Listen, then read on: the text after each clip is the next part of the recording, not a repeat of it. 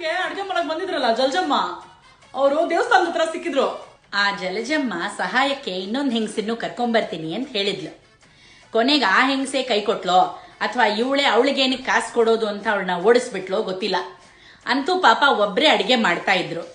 ನಾನ್ ಸ್ವಲ್ಪ ಸಹಾಯ ಮಾಡೋಣ ಅಂತ ಹೋದ್ರೆ ನನ್ನೆನ್ನೇ ಅಸಿಸ್ಟೆಂಟ್ ಮಾಡ್ಕೊಂಡ್ಬಿಟ್ಟು ಆ ಬಾಣ್ಲಿ ತೊಳ್ಕೊಡಿ, ಆ ಕುಕ್ಕರ್ ತೊಳ್ಕೊಡಿ, ಆ ಹಸಿಮೆಣಸಿನ್ಕಾಯಿ ಶುಂಠಿ ಹೆಚ್ಕೊಡಿ, ಮಿಕ್ಸಿ ಮಾಡ್ಕೊಡಿ ಅಂತ ಒಂದಾದ್ಮೇಲೆ ಒಂದ್ ಕೆಲಸ.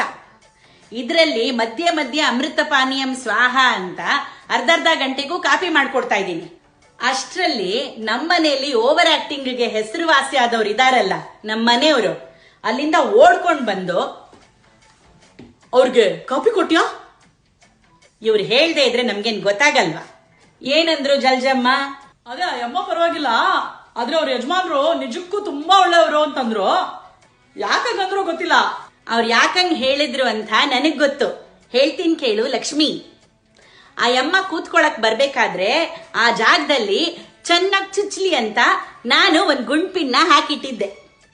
ಅವ್ರು ಕರೆಕ್ಟಾಗಿ ಅಲ್ಲಿ ಕೂತ್ಕೊಳಕ್ ಬರ್ಬೇಕಾದ್ರೆ ನಮ್ಮ ಮನೆಯವರು ಸಿನಿಮಾ ಹೀರೋ ತರ ಓಡ್ ಬಂದು ಆ ಪಿನ್ನ ತೆಗೆದು ಅವ್ರನ್ನ ಕಾಪಾಡ್ಬಿಟ್ರು.